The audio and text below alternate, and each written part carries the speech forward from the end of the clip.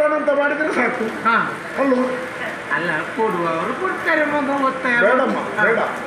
ಈ ಊರಿನವ್ರ ಬಗ್ಗೆ ಒಂದು ಮಾತು ಹೇಳ್ತೇನೆ ನಾನು, ಕೇಳಿಸ್ಕೊಳ್ಳಿ. ನಿಮಗೆ ವಯಸ್ಸಾಗಿದೆ ಅಲ್ವಾ? ಹೌದು. ವಯಸ್ಸಾದವರನ್ನು ದುಡಿಸಿ ಅವರ ಸಂಪಾದನೆಯಲ್ಲಿ ಬದುಕುವವರು ಇಲ್ಲಿ ಒಬ್ಬರಿಲ್ಲ. ಒಳ್ಳೆ ವಿಚಾರ. ವಯಸ್ಸಾದವರ ಬಗ್ಗೆ ಈ ನಾಡಿನವರಿಗೆ ಇರುವಂತಹ ಕಳಕಳಿ ಯಾವುದಂತ ಕೇಳಿಕೊಳ್ಳಿ.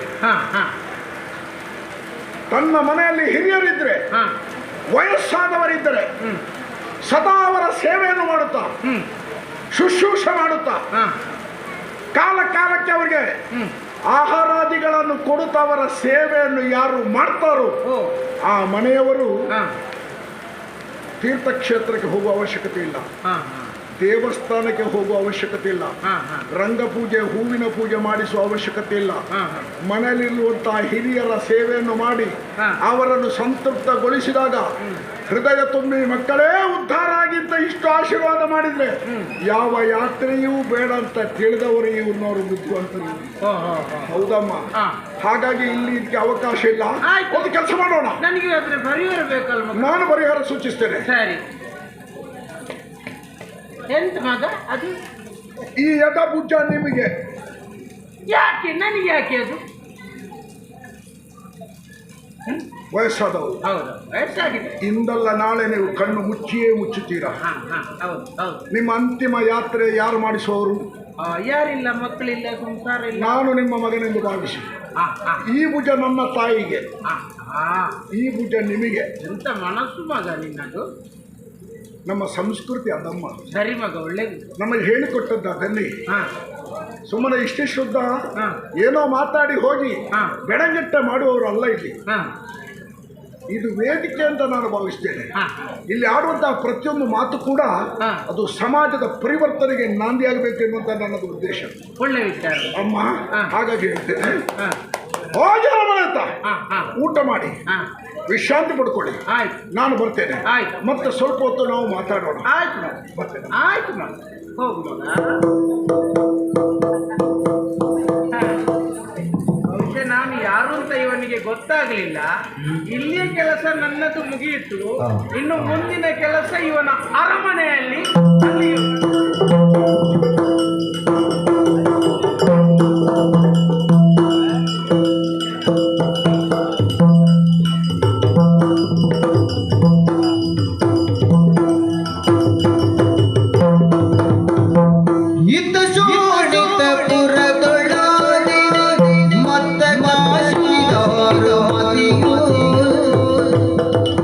ಚಿತ್ತದಲ್ಲಿ ಯೋಚಿಸುತ್ತ ಪುತ್ರನ ಸಾವುಗಳನ್ನು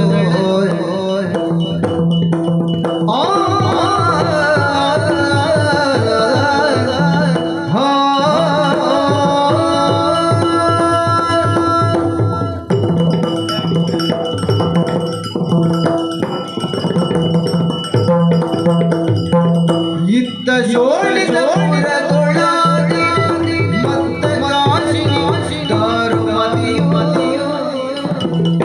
ಚಿತ್ತದಲ್ಲಿ ಯೋಚಿಸುತ್ತ ಪುತ್ರನ ಸತ್ವಗಳನ್ನು ದಾರುವಾದಿ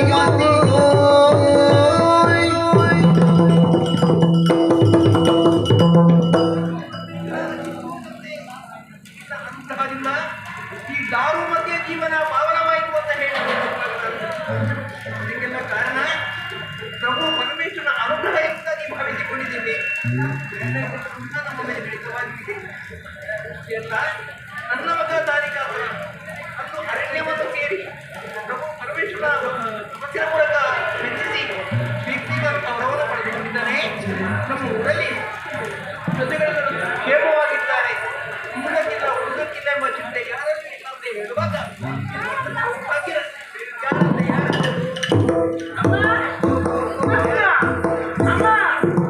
ಯಾರ ಬಂದಳು ಬಲು ವೃದ್ಧಿ ಯಾರಿ ಬೇಗಲು ಅಮ್ಮ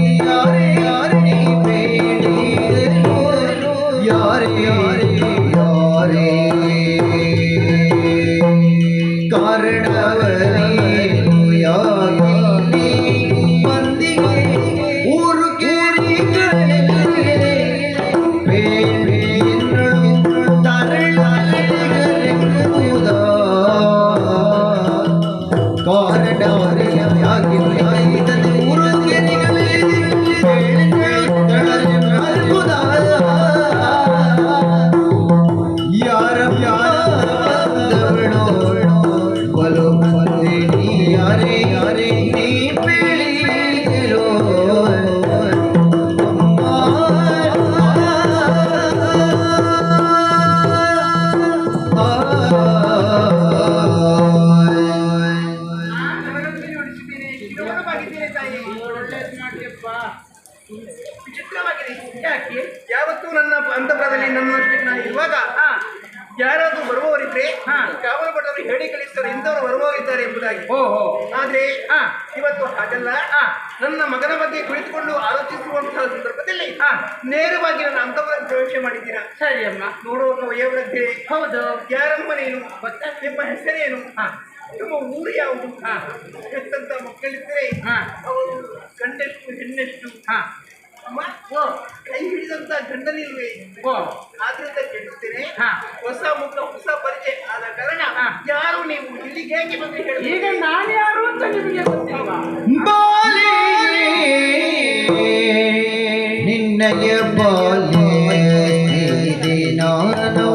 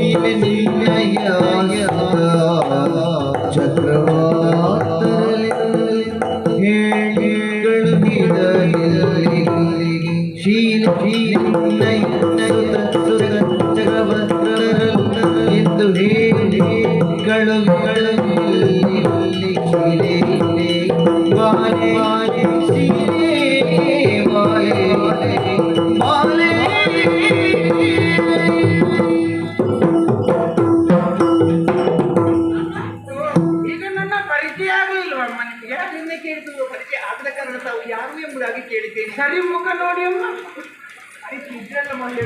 ಸ್ವಲ್ಪ ಹಿಂದೆ ಹೋಗಿ. ಯಾಕೋ ಇಲ್ಲಿಂದ ಹಿಂದೆ ಹೋಗಿ ಅಲ್ಲ, ಜೀವನದಲ್ಲಿ ಸ್ವಲ್ಪ ಹಿಂದೆ ಹೋಗಿ. ನನ್ನ ಜೀವನದ ಬಗ್ಗೆ ಸ್ವಲ್ಪ ಹಿಂದೆ ಹೇಳಿದ್ದೀರಿ. ಸ್ವಲ್ಪ ಮೊದಲು ಯೋಚನೆ ಮಾಡಿ ಅಮ್ಮ, ಏನೆಂಬುದಾಗಿ. ಈಗ ನೀವು ಇಲ್ಲಿ ಮಹಾರಾಣಿ. ಹೌದು, ಶೋಣಿತಾಪುರ ಅಲ್ವಾ? ಅದಕ್ಕಿಂತ ಒಂದು ಮದುವೆ ಆಗುವುದಕ್ಕಿಂತ ಮೊದಲು ನೀವು ಎಲ್ಲಿದ್ದದ್ದು? ನನ್ನ ತವರು ಮನೆ. ತವರು ಮನೆಯಲ್ಲಿದ್ದು. ತವರು ಮನೆಯಲ್ಲಿರುವಾಗ, ಆ ಸಂದರ್ಭದಲ್ಲಿರುವಾಗ ಸ್ವಲ್ಪ ಯೋಚನೆ ಮಾಡಿ. ನನ್ನ ಪರಿಚಯ ಮನೆಯಲ್ಲಿರುವಾಗ ನಿಮ್ಮ ಪರಿಚಯ ಹೌದು ಇಲ್ವಾ? ಗೊತ್ತಾಗಲಿಲ್ಲ. ಖಂಡಿತ ಇಲ್ಲ. ಗೊತ್ತೇ ಆಗಲಿಲ್ಲ. ನಮ್ಮ ತವರು ಮನೆಯಲ್ಲಿ ಅರಮನೆಯಲ್ಲಿ ನನ್ನ ಸೇವೆಗಾಗಿ ಅದೆಷ್ಟೋ ಮಂದಿ ಸೇವಕಿಯರಿದ್ರು. ಅಷ್ಟು ಮಂದಿ ಸೇವಕಿಯರಲ್ಲಿ ಯಾರೆಂಬುದನ್ನು ಅರಿಯದೇ ಕೇಳುತ್ತಿದ್ದೆ. ಅರಮನೆಯಲ್ಲಿ ತುಂಬಾ ಮಂದಿ ಸೇವಕರಿದ್ರೂ ಕೂಡ ನಿಮಗೆ ನನ್ನ ಮೇಲೆ ಇದ್ದಷ್ಟು ಪ್ರೀತಿ ಬೇರೆ ಯಾರಲ್ಲಿಯೂ ಇರಲಿಲ್ಲ. ಹೌದು, ಗೊತ್ತಾಗಲಿಲ್ವ ನಿಮಗೆ? ನಿಮ್ಮ ಹೆಸರು ಬಾಗಿ. ಬಾಗಿ. ಬಾಗಿ ನಾನೇ ಅಮ್ಮ. ಈಗ ಗೊತ್ತಾಯ್ತಮ್ಮ. ಮನಸ್ಸಿಗೆ ಸಂತೋಷವಾಯಿತು. ತವರು ಮನೆಗೆ ಬರಬೇಕು, ನಮ್ಮ ಪ್ರಜೆಗಳನ್ನು ನಮ್ಮವರೆಲ್ಲರನ್ನು ಕಾಣಬೇಕೆಂಬ ಹಂಬಲ, ಆ ಪ್ರೀತಿ ವಾತ್ಸಲ್ಯ ಖಂಡಿತವಾಗಿತ್ತು. ಸರಿ ಅಮ್ಮ. ಅದೇ ಮಾಡುವುದೇನು ಹೇಳು. ನನ್ನ ಮಗನ ರಾಜ್ಯಕ್ಕೆ ನಿಮಿತ್ತ ತವರು ಮನೆಗೆ ಬರುವುದಕ್ಕೆ ಅಸತ್ಯವಾಗಿ ಹೋಯಿತು. ಜವಾಬ್ದಾರಿ ಏನೇ ಆಗಿಲ್ಲ. ನನ್ನನ್ನು ನೋಡುವ ಆಶೆಯಿಂದ ಅಲ್ಲಿಂದ ಇಲ್ಲಿವರೆಗೆ ಬಂದಿದ್ದಿ. ಹೌದಮ್ಮ. ನಾನು ಹೋಗುವುದಕ್ಕೆ ಬಿಡುವುದಿಲ್ಲ. ಹೌದಾ? ನೀನು ಸಾಯುವವರೆಗೆ ನನ್ನ ಬಳಿಯಲ್ಲಿ ನಿಲ್ಬೇಕು. ಅಂದ್ರೆ ನಾನು ಸಾಯಲೇಬೇಕಂತ? ಹುಟ್ಟಿದಂತ ಮನುಷ್ಯರು ಒಂದೊಂದು ಸಾಯಲೇಬೇಕು ತಾನೆ. ಅದು ಸರಿ. ಅದು ಅಮ್ಮ, ಏನು ಮಾಡೋಣ, ಬಾಲ್ಯದಲ್ಲಿ ನಿಮ್ಮನ್ನು ಸಣ್ಣ ವಯಸ್ಸಿನಲ್ಲಿ ನೋಡಿದ್ದು, ಆ ನಂತರ ನಿಮ್ಮ ನೆನಪಾಗುತ್ತೆ ಪ್ರಾರಂಭವಾಯಿತು. ಸರಿ, ಎಲ್ಲಿದ್ದೀರೋ ಹೇಗಿದ್ದೀರೋ ಅಂತ ಯೋಚನೆ ಮಾಡಿ, ಎಲ್ಲಿಯಾದರೂ ಇರ್ಬೋದು ಅಂತ ಯೋಚನೆ ಮಾಡಿ ಹುಡುಕಾಡಿಕೊಂಡು ಬಂದೆಮ್ಮ. ಈ ರಾಜ್ಯಕ್ಕೆ ಪ್ರವೇಶ ಮಾಡುವಾಗ ಏನಾಯ್ತು? ಒಬ್ಬ ಯುವಕ ಸಿಕ್ಕಿದಮ್ಮ. ಯುವಕ? ನಮ್ಮೂರಲ್ಲಿ? ಹೌದಪ್ಪ. ಯಾರಂತೆ? ನನ್ನನ್ನು ನೋಡಿ ಭಕ್ತಿಯಿಂದ ಪ್ರೀತಿಯಿಂದ ಮಾತಾಡಿಸಿ ಅಮ್ಮ. ಅವ ಮಾತಾಡುವ ರೀತಿ ನೋಡಿದ್ರೆ ಒಳ್ಳೆ ತಂದೆ ತಾಯಿಗೆ ಹುಟ್ಟಿದವ ಅಂತ ಗೊತ್ತಾಗ್ತದೆ ಅಮ್ಮ. ಅವನ ಸಂಸ್ಕಾರ, ಅವ ಮಾತಾಡೋದ್ರಲ್ಲೇ ಗೊತ್ತಾಗ್ತದೆ ಅಮ್ಮ. ನನಗೆ ಒಂದು ಅವನ ಮೇಲೆ ಪ್ರೀತಿ ಬಂದು ಅವನಿಗೆ ಹೆಸರು ಕೇಳಿದೆ. ಇಷ್ಟು ಚಂದ ಮಾತಾಡಬೇಕಿದ್ರೆ ನೀನು ಯಾರಪ್ಪ ಅಂತ ಕೇಳಿದೆ. ತಿಳುವಳಿಕೆ ಇರಬೇಕು. ದಾರಿಕಾಸುರಂತೆ. ದಾರಿಕಂದ್ರೆ ಯಾರಮ್ಮ? ಯಾರಮ್ಮ? ನನ್ನ ಮಗ ದಾರಿಕಾಸುರ. ಓಹೋ, ದಾರಿಕಾಸುರ ಅಂದ್ರೆ ನೀನು. ಅಮ್ಮ ಚಂದಾಗಿ ಏನ್ ಮಾತಾಡಿ ಹೇಳಿದ? ಏನಿಲ್ಲಮ್ಮ ಅವ ಸ್ಥಾನಕ್ಕೆ ಹೋಗುವ ಸರಿಯಾ ನೋಡಿ ಹಾ. ದಿವಸಕ್ಕೆ 3 ಬಾರಿ ಸ್ನಾನ ಮಾಡಿ ಬರ್ತಾನೆ, 3 ಬಾರಿ ಪೂಜೆ ಪುರಸ್ಕಾರವನ್ನು ಮಾಡ್ತಾನೆ. ಹಾ. ಇವತ್ತು ಹಾಗೆ ಹಾ. ಅದೇ ಸ್ವಲ್ಪ ಹೋಗಿದ್ದೇನೆ, ಸ್ನಾನ ಮಾಡಿ ಬರ್ತಾನೆ ನಮ್ಗೆ ಎಂಬುದಾಗಿ ಹೇಳಿ. ಹೌದಾ ಹೀಗೆ ಮಾತಾಡಿ ಮಾತಾಡಿ ಒಂದು ಮಾತು ಹೇಳಿದಮ್ಮ. ಏನಂತೆ? ಅಮ್ಮ ನೀವು ಸಿಕ್ಕಿದ್ದು ಒಳ್ಳೇದಾಯ್ತು, ನಿಮ್ಮಿಂದ ಒಂದು ನನಗೆ ಉಪಕಾರ ಆಗಬೇಕು ಅಂತ ಹೇಳಿದ. ನಿಮ್ಮಿಂದ ಅವನಿಗೆ ಉಪಕಾರ? ಹೌದು. ಏನಂತೆ ಅದು? ನಾನು ಕೇಳಿದೆ, ಈ ಮುದುಕಿಂದ ನಿನಗಾಗಬೇಕಂತ ಉಪಕಾರ ಆದ್ರೂ ಏನು ಮಗ? ಇಲ್ಲಿಂದಮ್ಮ ಇಲ್ಲಮ್ಮ ನಿಮ್ಮಿಂದ ಆಗುತ್ತದೆ ಅದು ಅಂತ ಹೇಳಿದ. ಏನು ಅಂತ ಕೇಳಿದೆ. ಅಮ್ಮ ನಾನು 3 ಹೊತ್ತು ಸ್ನಾನ ಮಾಡ್ತೇನೆ, 3 ಹೊತ್ತು ಒಂದು ಚಕ್ರಕ್ಕೆ ಪೂಜೆ ಮಾಡ್ತೇನೆ. ಇವತ್ತು ಸ್ನಾನ ಮಾಡಲಿಕ್ಕೆ ಬರುವಾಗ ಚಕ್ರ ಮನೆಯಲ್ಲೇ ಬಿಟ್ಟು ಬಂದಿದ್ದೆ ಅಮ್ಮ, ಅಲ್ಲಿ ಹೋಗಿ ತಂದು ಕೊಡಿ ಅಮ್ಮ ಅಂತ ಕೇಳಿದೆ. ಚಕ್ರ ಉಂಟಂತ ಮತ್ತೆ ಹೇಳಿದ?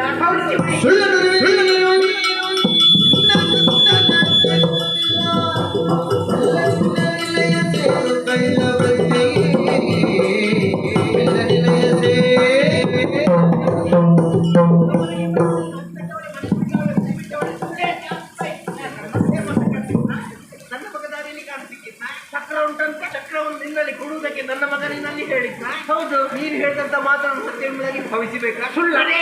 ಮೋಸಗಾರ ಹೇಳಿದೆ. ನಾನು ಸುಳ್ಳು ಹೇಳು. ಹೌದು. ಈ ಮುದುಕಿಗೆ ಇನ್ನು ಸುಳ್ಳು ಹೇಳಿ ಎಂತ ಆಗ್ಬೇಕಮ್ಮ? ನನಗೇನು ಗೊತ್ತು? ಅಮ್ಮ ಏನು? ನಿಮ್ಮಲ್ಲಿ ಒಂದು ಪ್ರಶ್ನೆ ಕೇಳ್ತೇನೆ. ಯಾವುದು? ನನಗೆ ಇಲ್ಲಿಗೆ ಬರ್ಲಿಕ್ಕೆ ದಾರಿ ಗೊತ್ತಿತ್ತಾ? ಇಲ್ಲ. ಹೌದಾ? ಈ ಮನೆಯಲ್ಲಿ ಚಕ್ರ ಉಂಟು ಅಂತ ನನಗೆ ಗೊತ್ತಿತ್ತಾ? ಇಲ್ಲ. ಅನಂತರ ಚಕ್ರಕ್ಕೆ 3 ಹೊತ್ತು ಪೂಜೆ ಆಗಬೇಕು ಅಂತ ನನಗೆ ಗೊತ್ತಿತ್ತಾ? ನಿಮ್ಮ ಮಗನ ಹೆಸರು ದಾರಿಗಾಸು ಅಂತ ನನಗೆ ಗೊತ್ತಿತ್ತಾ? ಇದೆಲ್ಲ ಗೊತ್ತಾಗಬೇಕಿದ್ರೆ ಅವ ಸಿಗ್ಲೇಬೇಕಲ್ವಮ್ಮ? ಬರೀ ಇದು ಸುಳ್ಳಮ್ಮ. ಯಾಕೆ ಹೀಗಾಯ್ತು? ಹಾ. ಯಾವತ್ತು ಸ್ನಾನ ಮಾಡೋದಕ್ಕೆ ಹೋಗುವಂತಹ ಸಂದರ್ಭದಲ್ಲಿ ಹಾ. ಚಕ್ರವನ್ನು ಕೊಂಡು ಹೋದವ ಅವ ಅಲ್ಲ. ಹಾ. ಅದು ಇವತ್ತು ಹಾ. ಯಾಕೆ ಹೀಗಾಯ್ತು? ನನಗೂ ಅನುಮಾನ ಬಂತಮ್ಮ. ನಿಮಗೆ ನನ್ನ ಪರಿಚಯ ಇಲ್ಲ, ಅವನಿಗೆ ಸ್ವಲ್ಪ ಪರಿಚಯ ಆಯ್ತಷ್ಟೇ. ನನ್ನಿಂದ ಉಪಕಾರ ಆಗಬೇಕಾಗ್ತದಲ್ಲ. ನಾನು ಕೇಳಿದ ನನ್ನ ಪರಿಚಯ ಇಲ್ಲದ ಅವರ ಅಮ್ಮ ನನ್ನ ಕೈಯಲ್ಲಿ ಚಕ್ರ ಕೊಡ್ಬಹುದಾ ಅಂತ. ಕೊಡುವುದಿಲ್ಲ ಅಲ್ವಾ? ಖಂಡಿತ ಕೊಡ್ಲಿಕ್ಕೆ ಸಾಧ್ಯ ಇಲ್ಲ. ಸಾಧ್ಯವೇ ಇಲ್ಲ. ಅದರ ಜವಾಬ್ದಾರಿ ತನಗಿದೆ. ಅದಕ್ಕೆ ಅವನೇ ಒಂದು ಉಪಾಯ ಹೇಳಿದ. ಉಪಾಯ ಹಾ. ಏನಂತೆ? ಸ್ಥಾನಕ್ಕೆ ನಾನು ತುಂಬ ದೂರ ಹೋಗುದಿಲ್ಲಮ್ಮ, ಅಮ್ಮ ಕೊಟ್ಟೇ ಕೊಡ್ತಾರೆ ಚಕ್ರ. ಒಂದು ವೇಳೆ ಕೊಡದಿದ್ರೆ ಅಲ್ಲಿಂದೇ ಕರ್ದು ಹೇಳಿ ಅಂತ ಹೇಳಿದ್ದಾರೆ. ಕೊಡದಿದ್ದೊಡೆ ಕೂಗಿ ಕರಿ ಎಂಬುದಾಗಿ ನನ್ನ ಮಗ ಹೇಳಿದ್ನ. ಅವನೇ ಹೇಳಿದ್ದು. ಇಲ್ಲದಿದ್ರೆ ಚಕ್ರ ಹಾಕಿ, ನಾನು ಇದ್ದ ಚಕ್ರವೇ ಸರಿ ಇಲ್ಲ. ಯಾಕಪ್ಪ?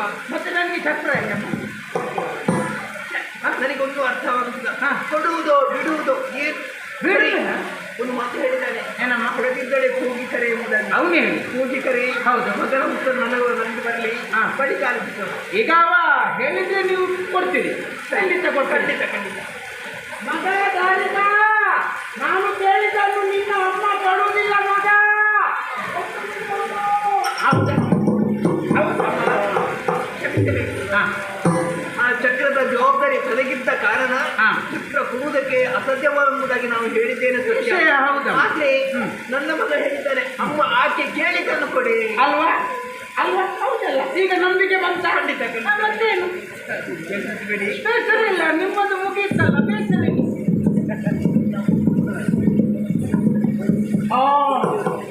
ಅಂದ್ರೆ ಇದೆಯಾ?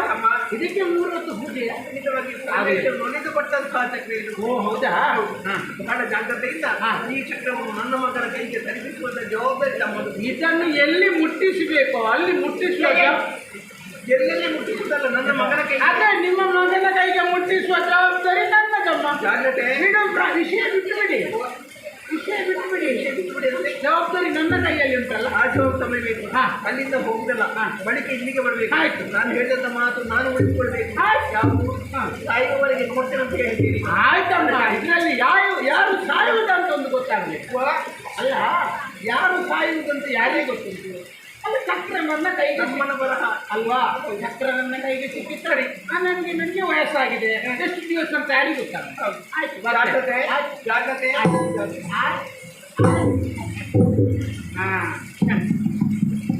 ಚಕ್ರ ನನ್ನ ಕೈವಶವಾಯಿತು, ತಂದೆಗೆ ಕೊಟ್ಟಂತಹ ಮಾತನ್ನು ಉಳಿಸಿಕೊಂಡಂತಾಯಿತು. ಇನ್ನು ಈ ದುಷ್ಟನನ್ನು ಯಾವ ರೀತಿ ಒಡಿಸಬೇಕು ಎನ್ನುವುದನ್ನು ಯೋಚನೆ ಮಾಡ್ತೇನೆ.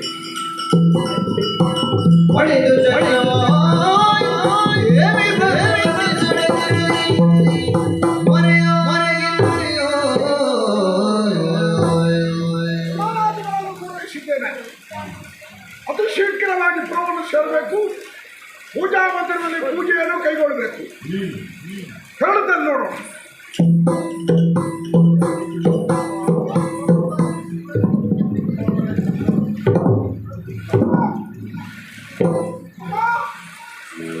ಮಾತು ಚಕ್ರವಿಲ್ಲಿರುವುದು ಸ್ವಲ್ಪ ಬೇಡನೆ ಆತಗೇತ ಮಾತಿಗದು ಕುಂದಲು ಜನಿ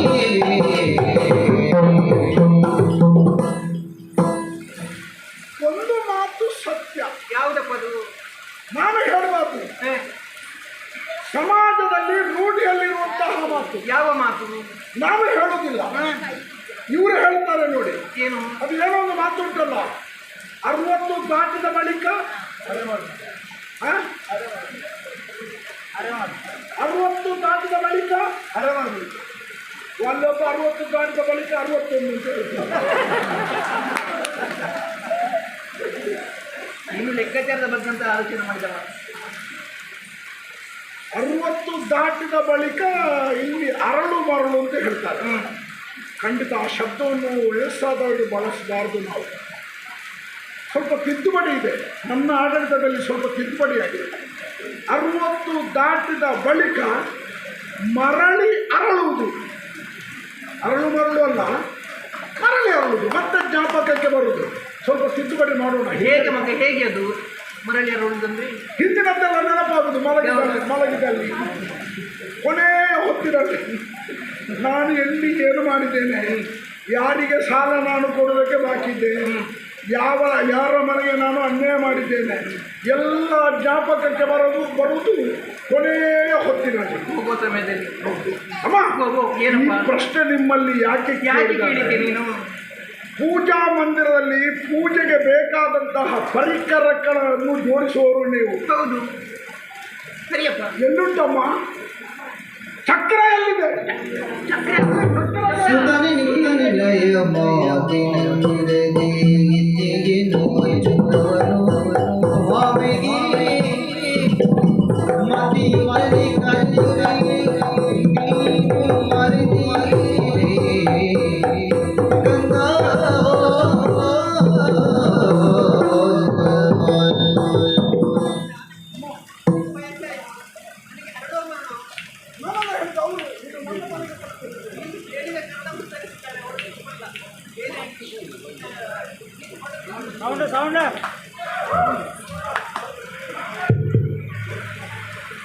ನೀನು ಹೋದ ಇಲ್ಲಿಗೆ? ನಾನು ಹೊಳೆಗೆ ಸ್ನಾನಕ್ಕೆ ಹೋದ್ದು. ಹೌದಾ? ಹ. ಹೋಗುವಂತ ದಾರಿಯಲ್ಲಿ ಯಾರು ಸಿಕ್ಕಿದ್ರು ನಿಮ್ಗೆ? ಯಾರು ಸಿಗೋದು? ಯಾರು ಸಿಗಲಿಲ್ಲ. ಸರಿ, ಆಲೋಚನೆ ಮಾಡಿ ಹೇಳ. ಇಲ್ಲ. ಓ, ಏನೋ ಹೌದು. ಯಾರು ಸಿಕ್ಕಿದ್ರು? ಒಬ್ಳು ಸಿಕ್ಕಿದ್ಲು. ಯಾರು? ಅವಳ ಅವಸ್ಥೆ ನೋಡ್ಬೇಕಿತ್ತಮ್ಮ. ಏನಪ್ಪ? ಇನ್ನೊಂದು 4-5 ವರ್ಷ ದಾಟಿದ ಬಳಿಕ ನೀವು ಹಾಗೆ ಕಾಣ್ತೀರೋ ಏನೋ. ಅದು ಎಲ್ಲರೂ ಹಾಗೆ ಮಗ ಉಳಿದರೆ ಹೌದು, ಹೇಳಲಿಕ್ಕೆ ಆಗುದಿಲ್ಲ. ಮುದುಕಿ ಅಮ್ಮ. ಹೌದಪ್ಪ. ಮುದುಕಿ ಅಂದ್ರೆ ಹಣ್ಣು ಮುದುಕಿ. ಹಣ್ಣು ಮುದುಕಿ. ದಾರಿಯಲ್ಲಿ ನನ್ನಲ್ಲಿ ಕೇಳುದು, ಏನಂತೆ? ಅನ್ನ ಕೊಡು. ದಾರಿಯಲ್ಲಿ ಎಲ್ಲಿದ್ದ ದಾರಿಯಲ್ಲಿ ಕೊಡುದು? ನಾನು ಹೇಳಿದೆ ಹೋಗಾರ ಮನೆಯಲ್ಲಿ ನಮ್ಮ ಅಮ್ಮ ಇದ್ದಾರೆ ಅಂತ ಕಳುಹಿಸಿದೆ. ಬಂದು ಊಟ ಮಾಡಿದ್ದ ಮುದುಕಿ ಅಮ್ಮ. ಅಂದ ನೀನು ಹೇಳಿದಂತ ವಯೋವೃದ್ಧಿ ಇಲ್ಲಿಗೆ ಬರಲಿಲ್ಲ ಮಗನೇ? ಬರಲಿಲ್ವಾ? ಬರುವ ಪರಿಸ್ಥಿತಿ ಅಲ್ಲ ಅವಳು. ಯಾಕೋ? ಅಷ್ಟು ಮುದುಕಿ ಅಮ್ಮ. ಅಂದ್ರೆ ಅನ್ನ ಸಿಗ್ತದೆ ಎನ್ನುವಂತ ತವಕದಿಂದ ಬರುವಾಗ ಎಲ್ಲೋ ಎಡವಿ ಬಿದ್ದು ಅಸುನೀಗಿರಬೇಕಮ್ಮ. ಅಯ್ಯೋ ಶಿವನೇ, ನಮ್ಮ ಊರಿನಲ್ಲಿ ಇವತ್ತೊಂದು ಮುದುಕಿಯ ಮರಣಾಗಿ ಹೋಯಿತು. ಯಾಕಪ್ಪ? ಏನು ಮಾಡೋಣ, ನಮ್ಮ ಕರ್ತವ್ಯವನ್ನು ನಾವು ಮಾಡಿ ಮುಗಿಸೋಣ. ಯಾವುದು ಮಗ? ಯಾರು ಸತ್ತರೂ ನಮ್ಮೊಂದು ಹೊಣೆಗಾರಿಕೆ ಉಂಟಲ್ಲ. ಸರಿ, ಸ್ವಲ್ಪ ಮುಂದೆ ಬನ್ನಿ ಅಮ್ಮ. ನಾನೇ ಯಾಕೆ ಮುಂದೆ ಬರುದು? ನಿಮ್ಮಲ್ಲೇ ಇರುವಂಥದ್ದು ಯಾವುದು? ಒಂದು ಶ್ರದ್ಧಾಂಜಲಿ ಮುದುಕಿಗೆ. ಮುದುಕಿಗೆ? ಯಾಕೆ ನೀವು? ಅವಳು ಯಾರು? ಹೆಂಗಸು. ನೀವು ಹೆಂಗಸು. ಹೆಂಗಸರೇ ಶ್ರದ್ಧಾಂಜಲಿ ಅರ್ಪಿಸಿದರೆ ಉತ್ತಮ ಅಮ್ಮ. ಅವರು ಬೇಗ ಎಲ್ಲಿಗೆ ತಲುಪಬೇಕು ಅಲ್ಲಿಗೆ ತಲುಪುತ್ತಾರೆ. ಒಂದೆರಡು ಮಾತು ಹೇಳಿಬಿಡಿ ಅಮ್ಮ. ಕಂದ, ಅದು ಹಾಗೆ ನಿಲ್ಲುವುದಲ್ಲಮ್ಮ. ಮತ್ತೆ ಹೇಳು. ನೋಡಿ, ನಮ್ಮವರ ಕೆಲವು ಅವಸ್ಥೆಗಳು ಶ್ರದ್ಧಾಂಜಲಿ ಸಭೆಯಲ್ಲಿ ಕೆಲವು ನಿಲ್ಲುವುದು ಹಾಗೆ. ಮತ್ತೆ ಹೇಗೆ ನಿಲ್ಬೇಕು ಮಗನೇ? ಅದಕ್ಕೊಂದು ಕ್ರಮ ಇದೆ. ಎರಡು ಕೈಯನ್ನು ಹೀಗೆ ಜೋಡಿಸಬೇಕು. ನೆಲನೋಟಕರಾಗಿ, ಮೇಲೆ ನೋಡುವುದಲ್ಲ, ನೆಲನೋಟಕರಾಗಿ ಒಂದೆರಡು ಗಳಿಗೆಯ ಮೌನಾಚರಣೆ ಮಾಡುವುದು ಸಂಪ್ರದಾಯ. ಹೇಳಿಮ್ಮ. ಕಂದ, ಇದರ ಬಗ್ಗೆ ನನಗೆ ಅನುಭವ ಇಲ್ಲ ಮಗ. ಯಾಕಂದ್ರೆ ನಮ್ಮ ಊರ ಪ್ರಜೆಗಳನ್ನು ಆಗಾಗ ಹೋಗಿ ತಿಳಿಸ್ತಾ ಬರ್ತೀವಿ, ಒಳ್ಳೊಳ್ಳೆ ಮಾತುಗಳನ್ನೇ ಹೇಳ್ತೀವಿ. ಈ ಸಭೆಯಲ್ಲಿ ಆ ಹೆಂಗಸಿನ ಬಗ್ಗೆ ಒಂದೆರಡು ಮಾತು ನೀನೇ ಹೇಳಿಬಿಡಿ, ಅಲ್ಲಿ ಮುಗಿಯಿತು. ಈ ಕಾರ್ಯಕ್ರಮವನ್ನು ಇವತ್ತಿಗೆ ಮುಂದೂಡುವ. ಯಾಕೋ? ನಾವು ಇನ್ನೊಂದ್ಸಲ ನೋಡುವ. ಈಗ ಸತ್ತವಳು ಹೆಂಗಸು, ಹೌದು, ಅನಾಥಳು. ಅನಾಥಳಿಗೆ ಸದ್ಗತಿ ಮಾಡದಿದ್ರೆ ನಾಳೆ ಪ್ರೇತವಾಗಿ ಇವ್ರನ್ನವ್ರಿಗೆ ಬಾಧೆ ಕೊಟ್ಟರೆ ಬಾಧೆ ಬರ್ತದೆ. ಸಮಸ್ಯೆ ನಮಗೆ ಬರ್ತದೆ. ಖಂಡಿತ. ಅದಕ್ಕೆ ಅವಳಿಗೊಂದು ಉತ್ತರ ಕ್ರಿಯೆ ಆಗಬೇಕಲ್ಲ. ಹೌದು ಮಗ. ಸುಲಭದಲ್ಲಿ ಕಡಿಮೆ ಖರ್ಚಿನಲ್ಲಿ ಒಂದು ಇದಾಗಬೇಕು ಉತ್ತರ ಕ್ರಿಯೆ. ಉತ್ತರ ಕ್ರಿಯೆ ಎಲ್ಲಿ ಆಗುತ್ತಮ್ಮ? ಎಲ್ಲಿ ಮಗ ನೀನೇ ಇಲ್ಲಿ ಇಲ್ಲಿ ಹತ್ತಿರದಲ್ಲಿ ಎಲ್ಲಿದೆ? ಕಡಿಮೆ ಖರ್ಚಲ್ಲಿ. ಕಡಿಮೆ ಖರ್ಚಲ್ಲಿ ಎಲ್ಲಿ? ಚಿತ್ತಂಗೋಡಿ. ಎಲ್ಲಿ?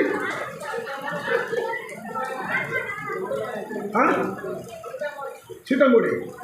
ಅಲ್ಲಿ ನಿಮ್ಮ ಸಂಬಂಧಿಕರಿದ್ದಾರಾ? ಹಾಂ, ಮರುದಿವಸ ಹೋಗಿ ತಿಂದುಕೊಂಡು ಬರ್ಬೋದು ಅಂತ. ಇಲ್ಲಿ ಅಲ್ಲ ಅಮ್ಮ, ಪರಮ ಪವಿತ್ರ ಕ್ಷೇತ್ರ ಒಂದಿದೆ. ಯಾವ್ದಪ್ಪ? ಸತ್ತವರಿಗೆ ಸದ್ಗತಿ ಶತಸಿದ್ಧ ಅಂತ ಹೇಳುವಂಥ ಒಂದು ಪ್ರದೇಶ ಇದೆ, ಒಂದು ಕ್ಷೇತ್ರ ಇದೆ. ಉಭಯ ನದಿಗಳು ಸಂಗಮಾಗುವಂಥ ಉಪ್ಪಿನಂಗಡಿ ಎನ್ನುವಂಥ ಕ್ಷೇತ್ರ. ಹೌದಾ? ಅಲ್ಲಿ ಅಸ್ಥಿಯನ್ನು ವಿಸರ್ಜನೆ ಮಾಡಿದರೆ ಸರ್ವರಿಗೂ ಮೋಕ್ಷ ಪ್ರಾಪ್ತಿ ಎನ್ನುವ ನಂಬಿಕೆ ಇದೆ ನಮಗೆ. ಸರಿಯಪ್ಪ. ಅಮ್ಮ, ಅಲ್ಲಿ ಮಾಡೋಣ. ಈಗ ಹೆಚ್ಚು ಜನ ಬೇಡ ಅಲ್ಲಿಗೆ, ಮತ್ತೆ 100 ಮಂದಿ ಸಾಕು. ಊರಿನವರಿಗೆ ಹೇಳಬೇಕು ಮಗನೇ. ಊರಿನವರು ಬರೋದು ಬೇಡ, ಧರ್ಮಕ್ಕೆ ಸಿಕ್ಕಿದ್ರೆ ಎಲ್ಲರೂ ಬರ್ತಾರೆ. ಬೇಡ 100 ಮಂದಿ ಸಾಕು. ಯಾರೆಲ್ಲ ನೀವು ಬರ್ತೀರಲ್ಲ? ಕರ್ಕೊಂಡು ಹೋದ್ರೆ ಬರ್ತೀನಿ. ನೀವು ಒಂದು, ನಾನು, ಇನ್ನೊಬ್ಬರು ಮಂತ್ರವಾದಿ. ಯಾವ ಮಂತ್ರವಾದ್ಯ? ಮಂತ್ರವನ್ನು ಹೇಳುವವರಮ್ಮ. ಮಂತ್ರವನ್ನು ಹೇಳೋರು ಅಂತ ಮರು ಯಾರ? ಅಂತ ಹಾಗೆ ಇನ್ನೊಂದು ಅಗತ್ಯ ಬೇಕಮ್ಮ. ಯಾವುದು? ಕಾಗೆ. ಹಾಗೆ ಕಾಗೆ ಬೇಕಲ್ಲ? ಹಾಗೆ ಇಲ್ಲಿ ಸಿಗ್ತದೆ ಅಂತ ಹೇಳಿದೀವ. ಅದೀಗ ಸಮಸ್ಯೆ. ಕಾಗೆ ಸಿಗುವುದಿಲ್ಲಲ್ಲ. ಹೀಗೆ ಮಾಡೋಣ. ಹೇಗೆ? ನಾನೊಂದು ಬದಲಾವಣೆಯನ್ನು ತರ್ತೇನೆ. ಹೇಗಪ್ಪ? ಎಲ್ಲ ಏನಾದರೂ ಹೊಸತನ ಬೇಕಲ್ವಮ್ಮ. ಇನ್ನು ಕಾಗೆ ಕೆಲವು ಭಾಗಕ್ಕೆ ಬರುವುದಿಲ್ಲ. ಸುಲಭದ ದಾರಿ ಒಂದಿದೆ. ದೊಡ್ಡ ಕೋಳಿ ಆಗಬೇಕು, ಹುಂಜ ಕೋಳಿ. ಹುಂಜ ಕೋಳಿ. ಹಾಂ, ಹುಂಜ ಯಾವುದು ಕೋಳಿ. ಅದು? ಎಡೆ ಇಕ್ಕಿದಾಗ ಕೋಳಿಯನ್ನು ತಿನ್ನಿಸುವುದು, ಅದರಲ್ಲಿ ಅದನ್ನು ತಿನ್ನಿಸುವುದು. ಮತ್ತೆ ಅದೇ ಕೋಳಿಯನ್ನು ರಾತ್ರಿ ಕೊಯ್ದು ನಾವು ತಿನ್ನುವುದು. ಎಂತ ಪರಿಸ್ಥಿತಿ ಅನ್ನೋದು ನನಗೆ ಅರ್ಥವಾಗುದಿಲ್ಲ. ಹೇಳಿಕೊಂಡಿದ್ದಲ್ಲಿ ಇನ್ನು ಹಾಗೆ ಬರ್ತದಮ್ಮ. ಕಾಗೆಯ ಸಂತಾನ ಮುಗಿತ ಬಂತು, ಇನ್ನು ಕೋಳಿಯೇ ಗತಿ. ಅದೆಲ್ಲ ಮತ್ತಿನ ವಿಷಯ. ಈಗ ಚಕ್ರೆಯಲ್ಲಿ